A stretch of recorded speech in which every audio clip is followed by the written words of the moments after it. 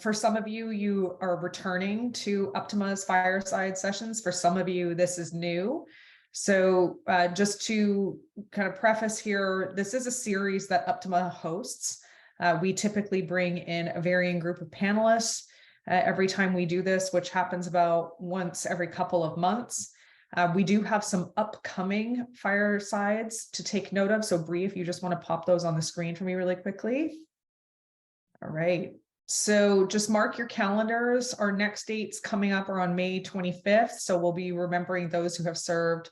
So our fallen brothers and sisters for Memorial Day. July 13th, speaking civilian. So translating those military skills into a professional toolkit.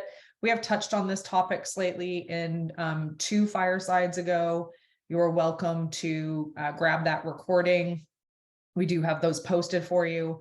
And then on September 7th, working while serving. So we do have folks here at Uptima who are currently part of the National Guard, or they are reservists. I believe we have one on in this fireside with us now. Her name is Simone. So we'll be tackling these topics coming up. So thanks very much, Bree, for that. So for today, just before we get started with some introductions, we are going to be talking about mental health and making a transition from the time in service to a civilian life. And you know, when you are in service, there's a lot of things that can happen and that we experience and that we see that really leave a lasting imprint on an individual's soul. And what we want to do here at Uptima is we want to speak openly and freely about some of these challenges, but also help others like myself I'm a civilian, I am a military ally for sure, but I've never spent time in service. And, you know, empathy, the best way to express empathy is when you've really walked a mile in another individual's shoes. And another way to express empathy is to really try to support somebody who has walked many miles in different shoes than you have. And so this session is meant to be open, honest, transparent, provide tools and skills for those who are experiencing challenges with mental health, or for those that sit inside of organizations who may be hiring those making their transition from the military who are struggling with mental health. So there may be conversations today that are tough. We may have conversations of depression, anxiety, suicide, you name it. If at any time those topics become uncomfortable for you, please feel free to drop. We take no offense to that, but what we want to make sure that we're doing is that we're embracing this conversation without hesitation or without taboo. We certainly come forward with compassion, all best intents in place, but we do understand that sometimes these topics can be a little bit overwhelming. So with that, what we're going to do is we're just going to start with our usual introductions to the panelists who have joined us here today. So we've got a great variety on the line with us. We've got 3 of us representing from Uptima. So I think our repeat faces here, myself, Bree, and AJ. And then we have Lee Mish, who is joining us from Salesforce. He's an RVP there.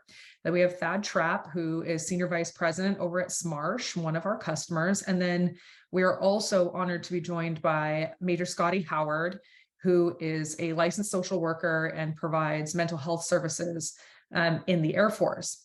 So always, I like to start off with thank you, everybody. Oh, and sorry, Shay, I don't mean to forget you. You're also from Uptima.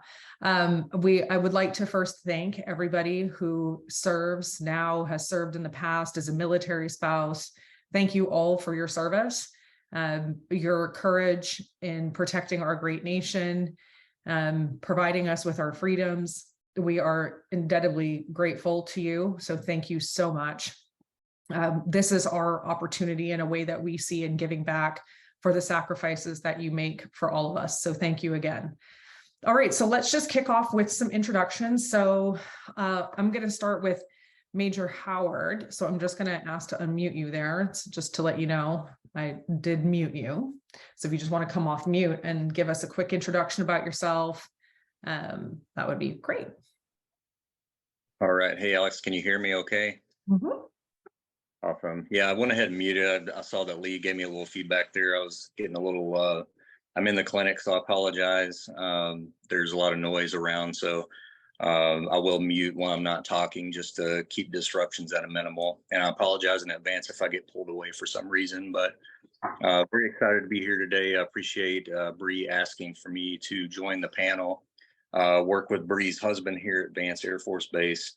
I am a licensed clinical social worker.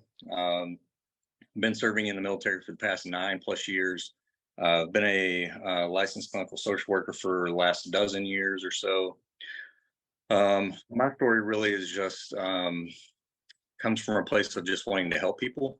I'll just be quite honest with you. I was called to do this work. Had a uncle that served in the Vietnam War, brother-in-law that served in Afghanistan, and I just saw what those wars did to them, and felt like I needed to do something about that. And I thought, well, what better way to do something about that and help those people than to become one of them? So felt the call to serve, joined the Air Force, and then was fortunate enough, I guess you could say, to go on some deployments, got the opportunity to see what that world looked like, just to be able to identify with those patients and see what they've been through. So have been fortunate enough to be able to help people along the way that have unfortunately suffered from PTSD, and very excited and honored to be part of the discussion today.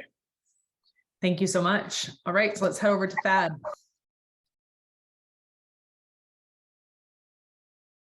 Sorry, it took me a second to find the mute button there. Yeah, thank you. Thanks, Alex. And thanks to y'all. I want to take a really quick second to recognize that there are a couple of military spouses and military moms on here. I want to thank you guys as well, because I understand very well the stress that you guys go through. And just the fact that you're on this call shows the love that you have for one or more service members, which is really foundational to what we're talking about today. So thanks for joining. I am a senior vice president at Smarsh. I'm a retired Marine. I retired in 2013. I'm also the son of a Marine who recovered from PTSD. He had 2 tours in Vietnam and made his recovery during a time when, you know, there wasn't a lot of attention given to invisible injuries. Mm-hmm. So this topic is near and dear to my heart from childhood through my career, and the many people that I know that have been impacted by this. I was commissioned in 1989. Let's say my first traumatic experience, my first combat experience was in 1992 in Somalia. What I would consider my first real traumatic experience was actually in 93 when I witnessed a helicopter crash off the back of a ship where several people that I knew were killed in that crash. I mention that only because it's not just combat. There's a lot of things that take place in the military that can leave an imprint. Mm-hmm. In addition to that, I spent the next several years in quote unquote peacetime, but with a lot of disaster relief: Hurricane Iniki, Mount Pinatubo in the Philippines, the tsunami in Thailand, where again, you are witness to things that can have an impact on you. And then 3 combat tours in Iraq as well.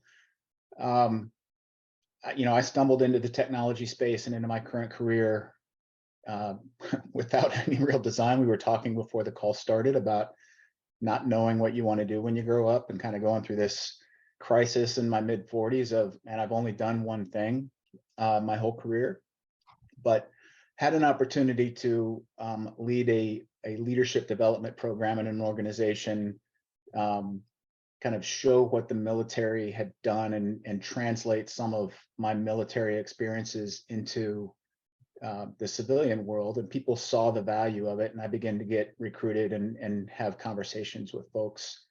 I applied the Marine Corps planning process. It's the joint operational planning process. Of course, we're Marines, and so we have to make things our own, and then claim ownership of it. And that can be applied to anything. And then networking. Networking is a contact sport. Networking is continuous. There's actually a book called Networking is a Contact Sport. I would recommend it to folks. And then since getting out, when I retired, one of the things that I wanted to not do was continue serving the military industrial complex, not because there's anything wrong with it, but because I just wanted a different view of the world and wanted to separate myself from that. In doing that for a couple of years, I recognized that I missed a lot about the military community. And so started to get reconnected with things like the Honor Foundation. Honor Foundation helps transitioning special forces service members, getting involved with things like OUR, Operation Underground Railroad, which is, helps stem the flow of human trafficking and sex trafficking of children, very populated with former military guys. Getting involved with fun things like the Tactical Games, which is a fitness and shooting competition around the country. Church, life friends, making sure that didn't lose connections with the people that I had formed, lasting bonds with on active duty. Mm-hmm. So yeah, that's kind of how I supported my transition out of the military and how I got to where I am now. Fantastic. Thank you so much. Okay, we'll head over to Shay really quickly. Hi, everyone. My name is Shay. I am a transitioning sergeant coming out of the Air Force. I'm here interning at Uptima on a skill bridge, sort of a skills transitioning program where I get exposed to, the civilian world, and I learn translatable job skills that'll help support me once I officially separate in a couple months. I was not born in the United States. I actually moved here when I was 13. And one of the very first communities I got introduced to in high school was the military community through programs like JROTC. And once I graduated and I was, trying to find my path in life, a lot of some of the strongest mentors I had came out of those programs and, helped me make the decision to serve. I'm the first service member in my immediate family, especially in, a foreign, what we would consider military. But it was really hard not having, people around me who could relate. Mm-hmm. So, trying to find that mental health support, trying to, even just vent and talk about it. I didn't have that community. So I was really leaning on a lot of my military peers. And then, especially being in the medical field, because that was my job, was health administration, I just got to see so many different facets of, mental health and how it was affecting my peers.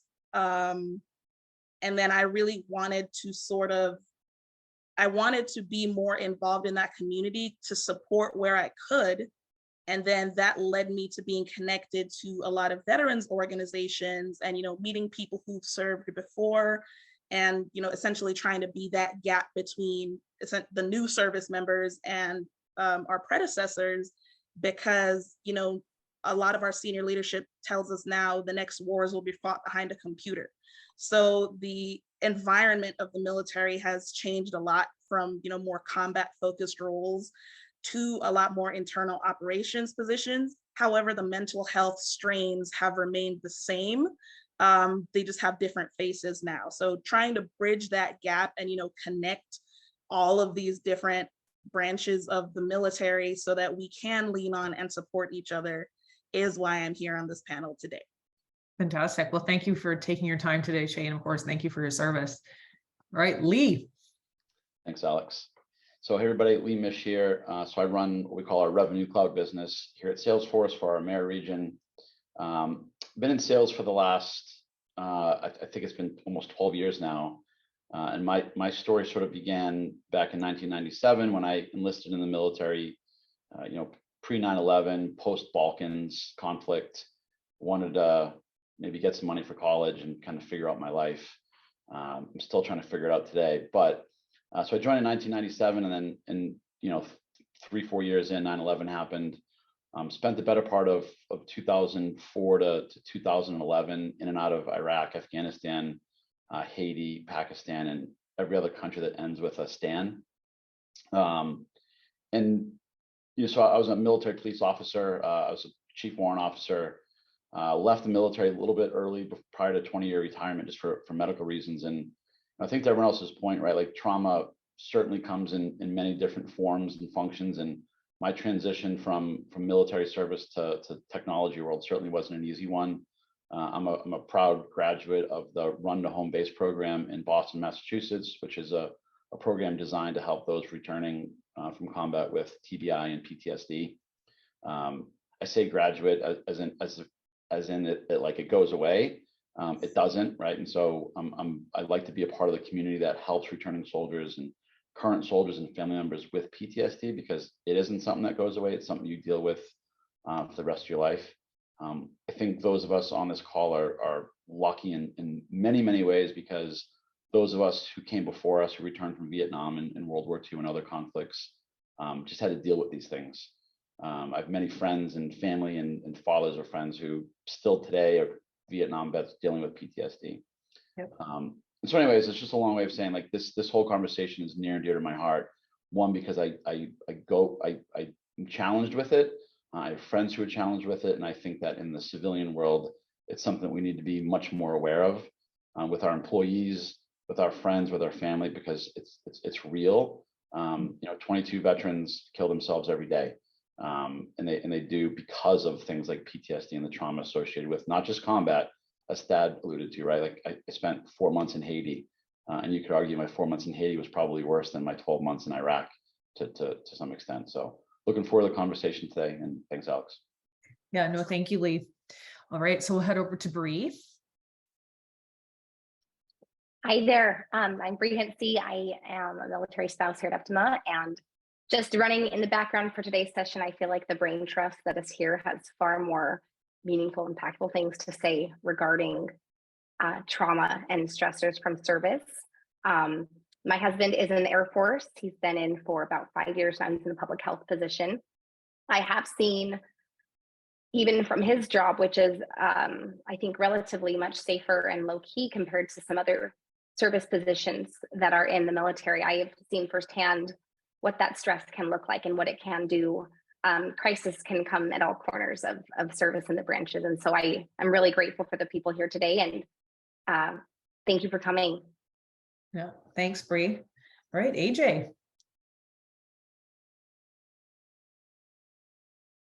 Thanks, Alex. It took me a second. Yeah, thanks everyone for being here. AJ Sawhney, I'm the VP of Customer Success at Uptima. I've been here for almost 3 years in August. Prior to that, I was in the Army National Guard for 6 years as a military police. I did have a deployment to Guantanamo Bay, so oddly enough, we're talking about things that may not be combat related. It was not a combat deployment, but it was called a psychological warfare.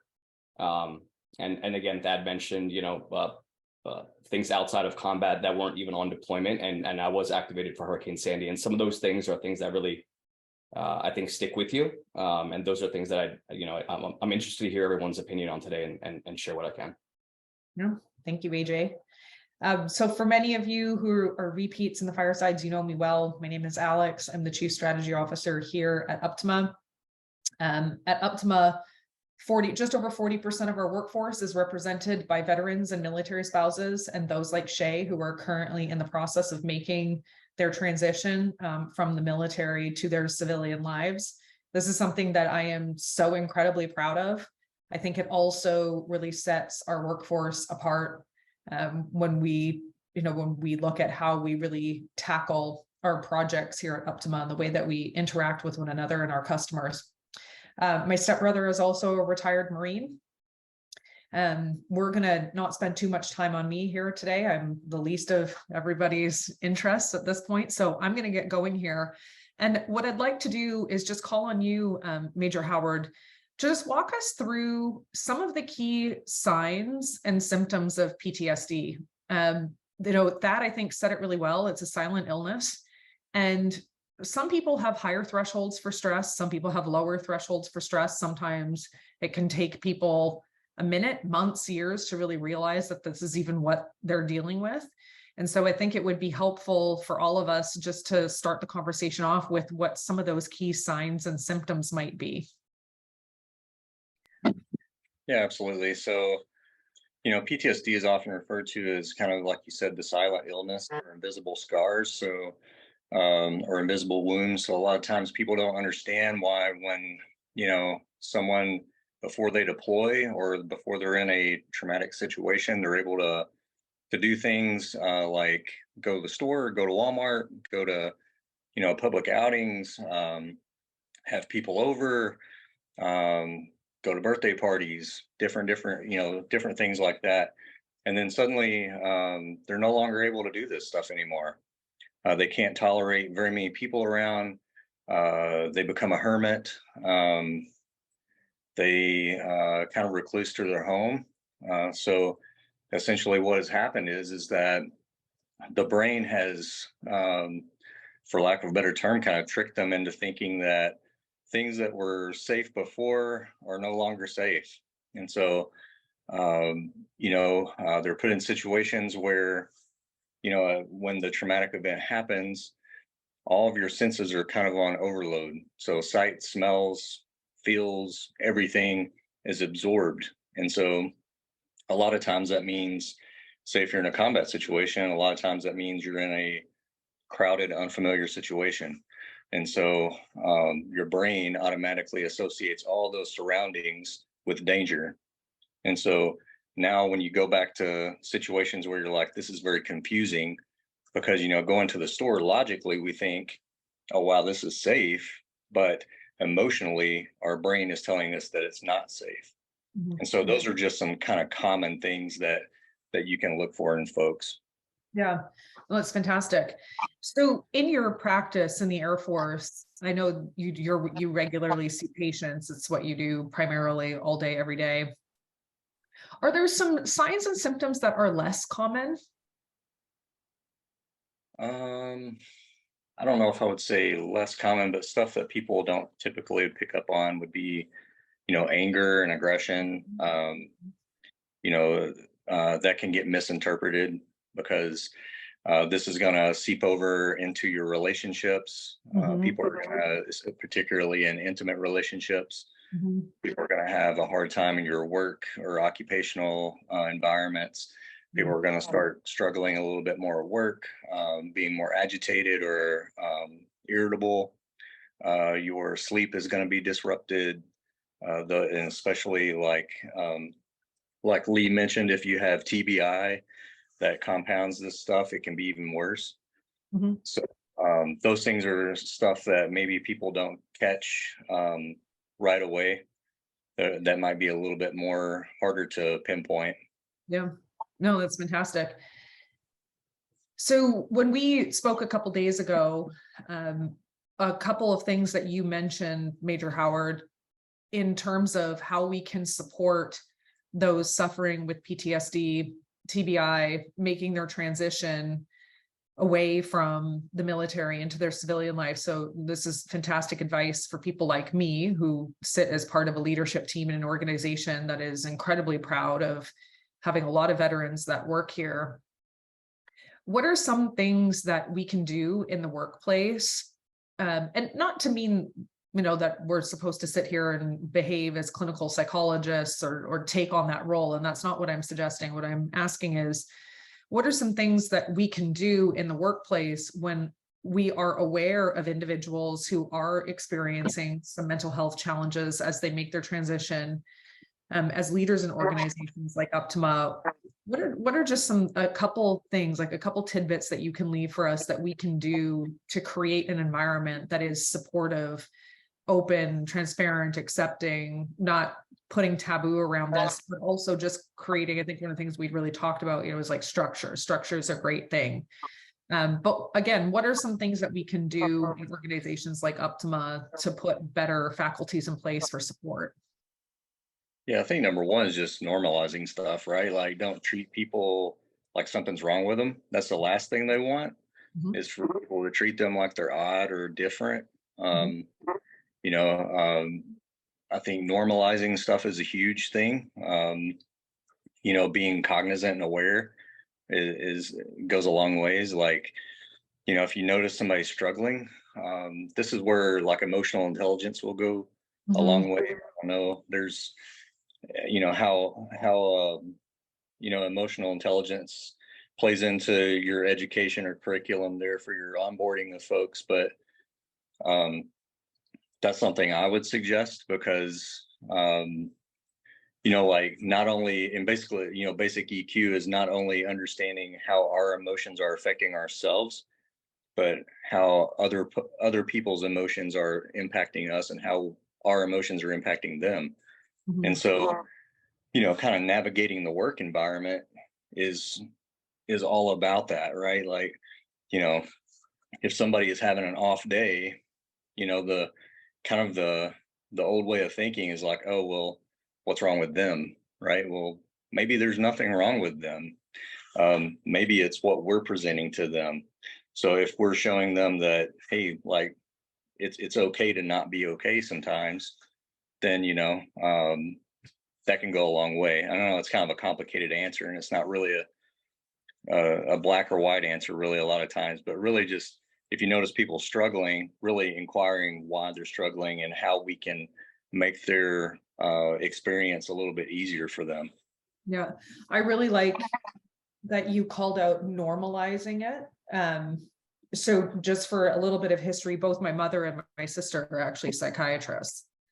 And one thing that they have always promoted in our family and in their communities is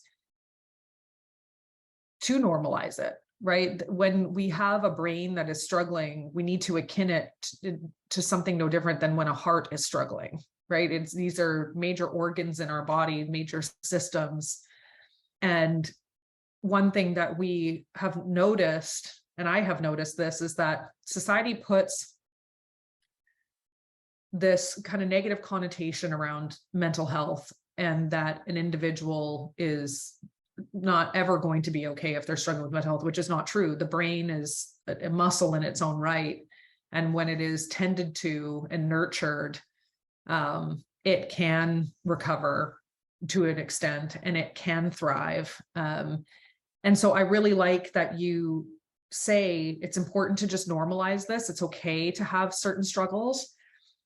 I want to even take it a step further and encourage those who are having some struggles to just say that, right? Like, I think it's totally acceptable to take a mental health day when an individual needs it.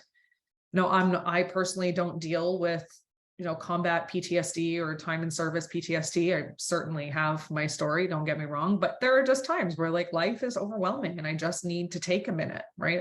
I need to do what I need to do to take care of my brain. I think that should be more commonplace in organizations. And so for those who are considering a career at Uptima or who work at Uptima, what I want to make sure that you're taking away from what I just said here is it is 100% completely okay to tell us that. If you need to reach out to your consulting manager, you need to reach out to a member of leadership, human resources, somebody you trust internally, to just say, like, I need a minute. We are completely open to that here. So I like that. That's a really good takeaway. And everybody who's participating in this call, you know, be kind to one another. Everybody has their story, right? Often what we see of people is not a reflection of anything you might necessarily be doing. It can be a lot of demons or imprints left on their souls that they're just struggling with. So be easy and be kind. So Major Howard, those are fantastic words of advice. So that I want to pivot to you for a moment. And you said in your introduction that it's not just about combat PTSD. What you guys do out there when you guys are deployed, you're in active service, you do a lot of dangerous stuff every day. Getting in a helicopter, number one, helicopters are not the safest vehicles on the planet. But you talked about seeing a helicopter crash where, you know, your comrades passed. So that's got to leave something in your heart and your mind and your soul. And what I have experienced in working with you over the last couple of months in our time together since you've been at Smarsh is that, like I see of a lot of veterans, you are very, very calm. Like, you're very calm, you're methodical, you're thoughtful. You think of this is so common to veterans, and this is one of the reasons why I love working with people who've been in service, but you're always looking for the points of failure, right? You're trying to see, you know, where this could go wrong. But in that vein, you have this calmness, you have like the stillness to you, and you've experienced some really challenging stuff. Have you taken those challenges and those things that you've experienced and translated that into this calmness. Like I'm trying to figure out how kind of the polar opposite of the Thad I know today probably existed when you were in service in a way. And I don't mean that you weren't calm when you were in service, but just the stuff that you're experiencing on a day-to-day basis. Tell me a little bit about how those experiences have translated into making you, a really successful leader who brings that calmness to the forefront. I think if I could distill it down to a word, it's perspective. Mm-hmm. Your experiences create a ton of perspective. I don't know that obviously I have grown and matured over years and figured out how to cope with things just like everybody does throughout life. Mm-hmm. Some better than others and some in different ways than others. I'm fortunate in that I consider myself fortunate in that I love history. I have a strong Christian faith. Mm-hmm. And part of my perspective actually began before I got introduced to the military, which was, if you read history, recent history, ancient history, you read the Old Testament, you read the Quran, one of the things that becomes readily apparent is the nature of man. And Mm-hmm. it hasn't changed a great deal. And throughout history, and will continue, it has been capable of and will continue to be capable of some really horrific things. Yep. It's just the nature. And so creating that perspective early in my life has kind of helped me contextualize traumatic events, which then translates into an ability to, I won't say compartmentalize it, but certainly put it in a perspective or a context that allows me to recognize it as an event, recognize it as a circumstance, filter it through, a lens of what do I need, where do I need to go now, and what do I need to accomplish now? What's important, Mm-hmm. And then just kind of navigate my way through that. And there's a point where I think reflection is healthy, and expression of emotion is healthy. In an area where it's not necessarily impacting a ton of other people.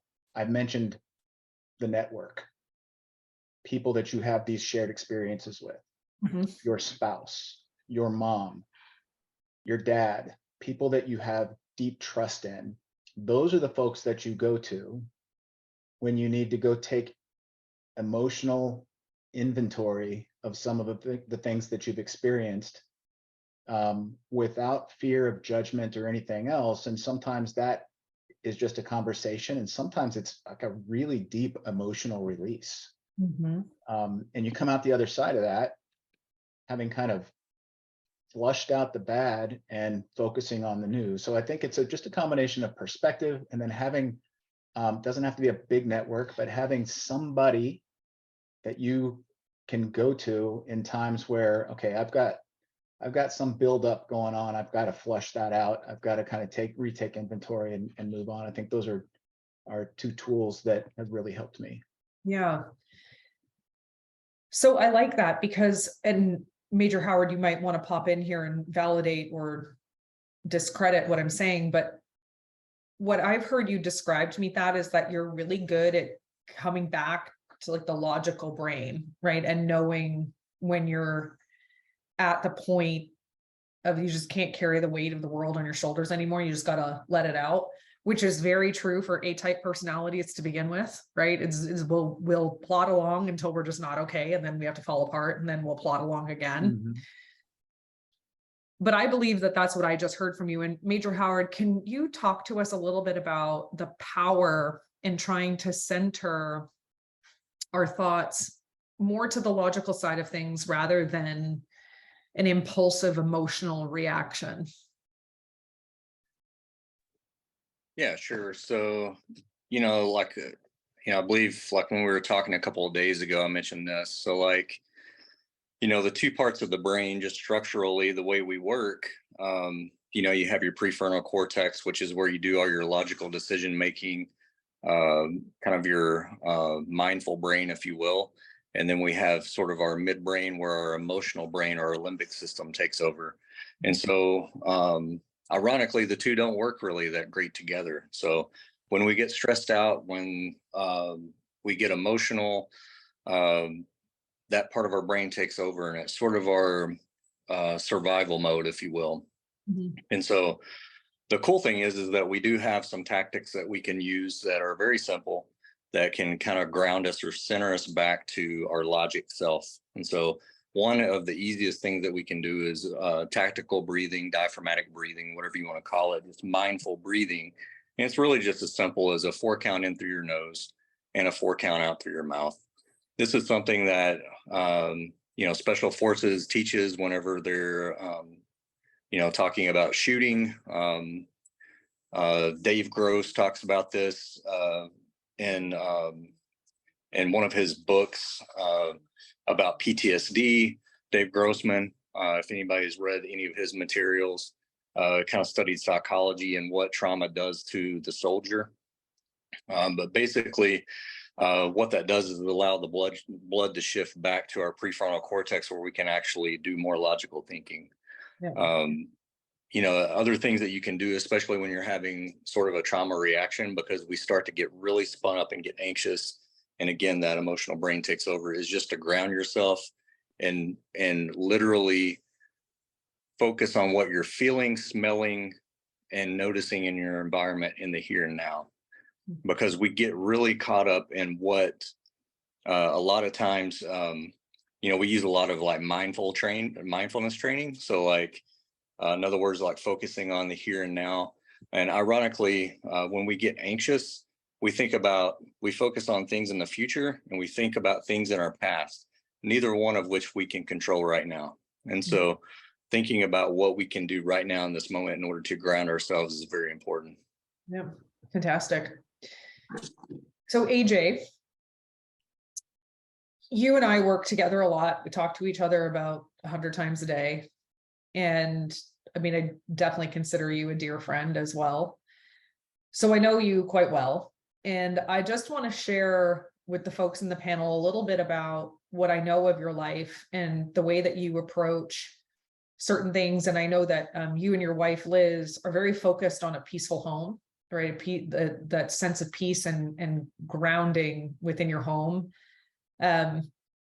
You take this mindfulness thing to the next level. Would you mind just telling us about what some of those things are that happen in your home and that you do on a daily basis in your practice? Because I will also say, I say this to AJ too, in the same way that I said it to you, that AJ is like one of the most calming presence to have around you if you're having a bad day, or if you're feeling like you're in your fight or flight mode. AJ just has this way of creating a sense of peace. And so that's probably why we're such good friends, because AJ is in a lot of ways like the yin to my yang.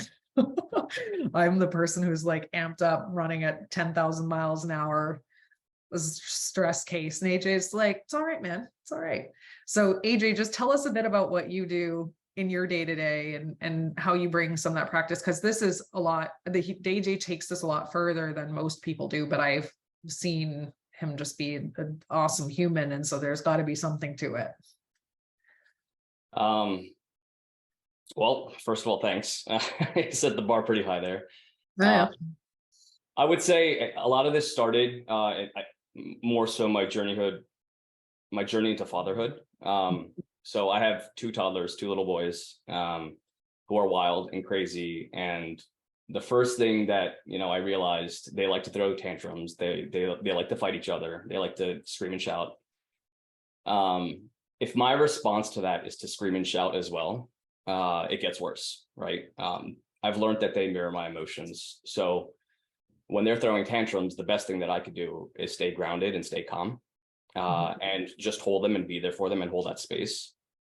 And taking that same approach in my day-to-day interactions with my friends, my customers, it's really just that. It's letting someone feel their emotions, mirroring back the grounding that you may want them to feel. They feel comfort, they feel good, and now it's a genuine human connection, right?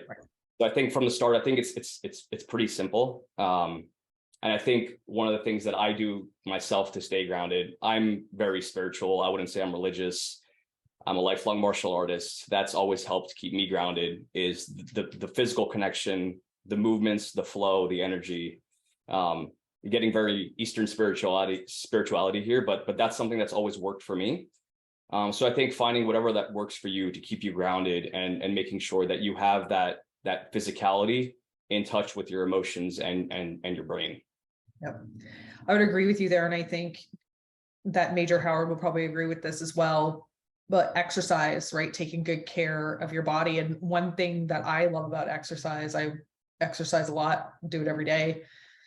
It inherently forces you to breathe, right? It forces you to pull your tongue away from the top of your mouth and breathe. And just get endorphins running, just good hormones running. So I love that about you. But what I want to do now is just take a minute with Lee, because Lee, I know that mental health is something that's important for you. You talk about this a lot. You're quite active in the community and mentoring and talking quite openly about this. One thing to note about Lee is that he's one of the most frank, direct communicators that I work with in my day-to-day, which I love and appreciate because we're kindred spirits that way, Lee. So tell us a bit, you talked about your time in service, some of the places that you've been. I know that you've seen a lot. You spent a lot of time in the Army. You did tons of deployments. Like you mentioned, you've been in every country that ends with Stan.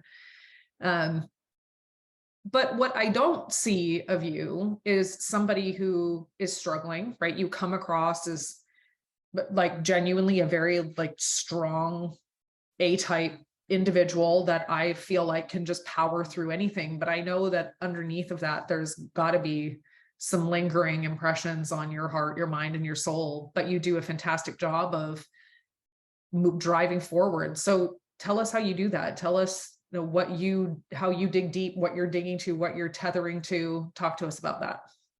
Yeah, so that's a good question. So I think it's an evolution of how it's changed over the last 10, 12 years of how I've coped.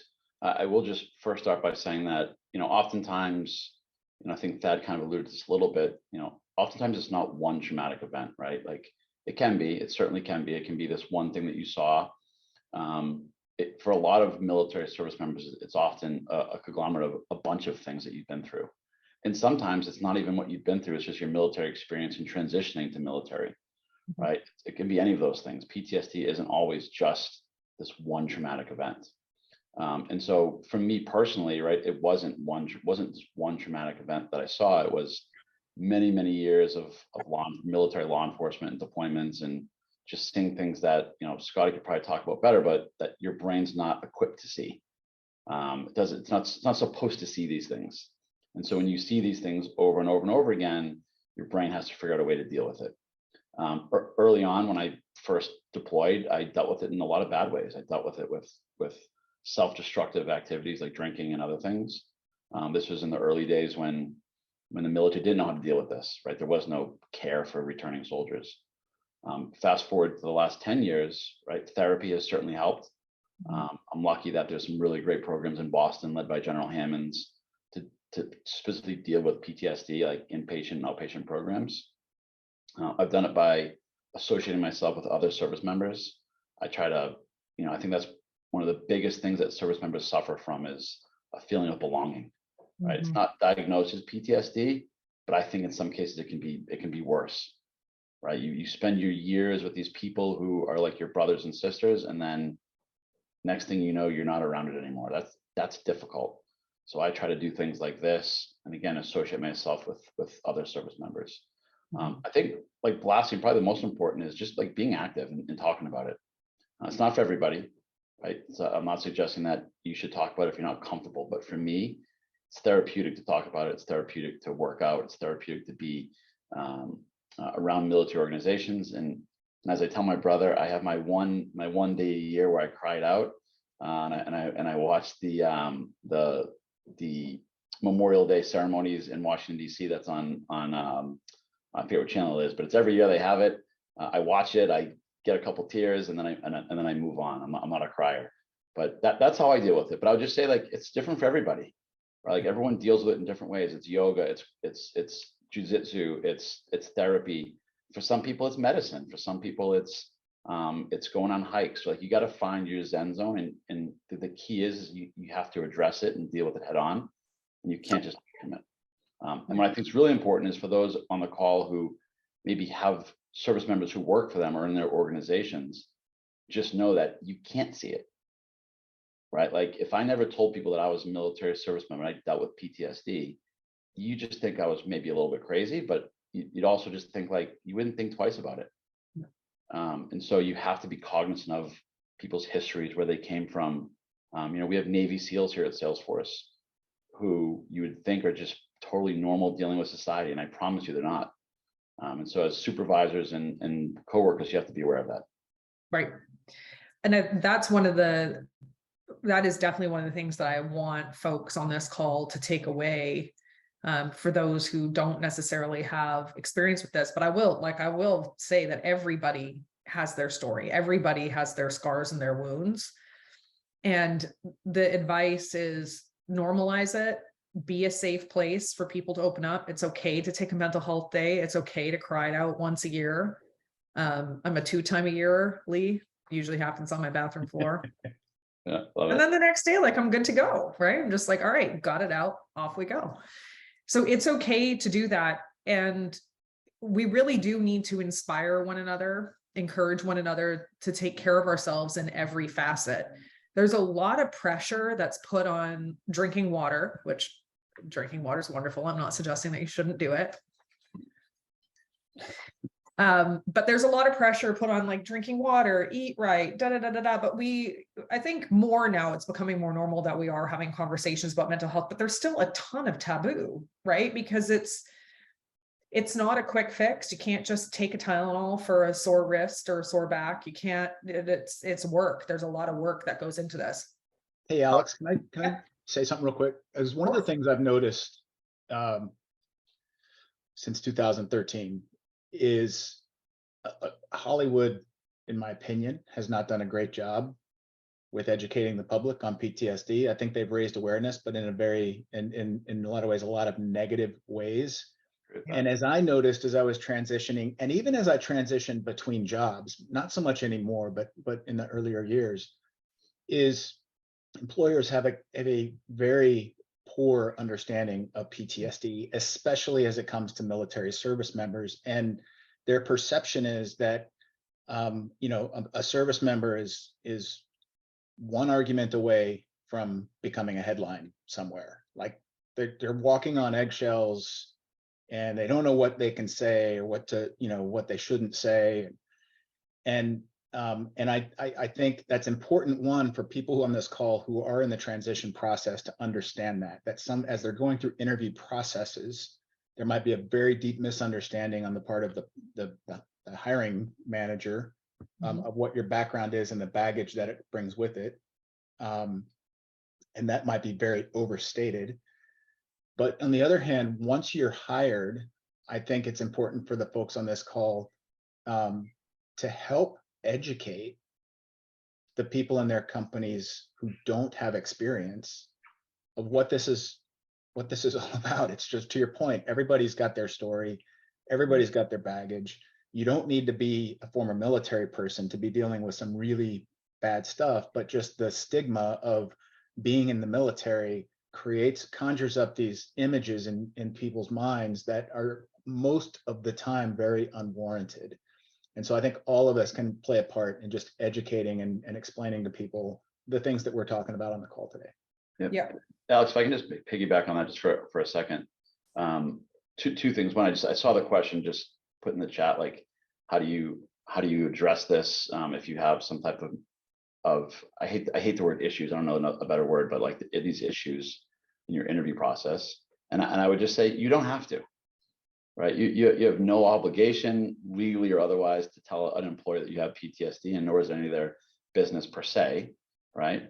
But the way I've dealt with it in my 12-year professional career post-military is, I think it's important that you get to know your boss and you get to know your employees. And certainly my boss knows my history in a private setting.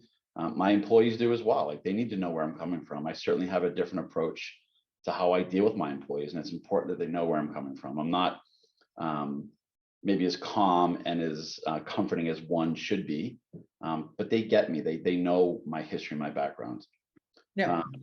Then the other thing I was just going to say is, like, when you have a service member who's an employee, it's an investment. And I know there was a session we did a few months ago, Alex, about transitioning service members, but like, it's an investment. And sometimes it's not going to always be perfect. If you're going to hire a service member, you have to make that investment, that things will be different. They're not going to be like everybody else. And that's good for an organization. That's a positive thing. You have to be supportive of that. In the world of sales, it's even harder, because sales is just all about numbers. It's about what you're going to bring from a revenue perspective. And so if someone needs to take off time to deal with mental health issues, that's difficult in the sales world, but we have to be understanding and be supportive of that. Maybe I'm just naive to this, but what you guys have described, like that, what you described is that, they're just certain employers and whatever, who just are not open-minded to this. And maybe it's because of the Uptima culture, but we don't do that at all here. Like, at all. I would say that Uptima is probably one of the most supportive organizations. I posted on LinkedIn on the other day, we had a family emergency over here. My husband was hospitalized for a couple of days. He's out of the hospital.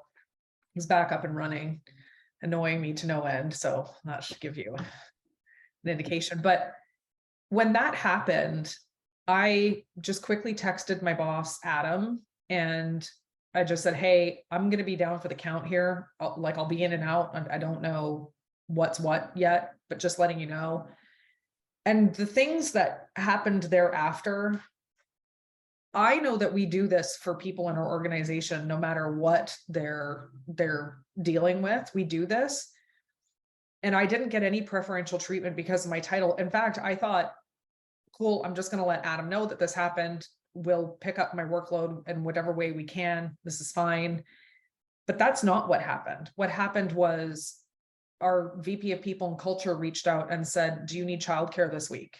And these aren't even my children. These are my stepchildren. Like, these are my husband's children. Do you need help? Do you need childcare for the week? I had an Uber Eats gift card in my email within minutes that just like took the burden of cooking off my plate. A lovely bouquet of flowers arrived. People were checking in regularly, like, hey, are you okay? What do you need from me? How can I help?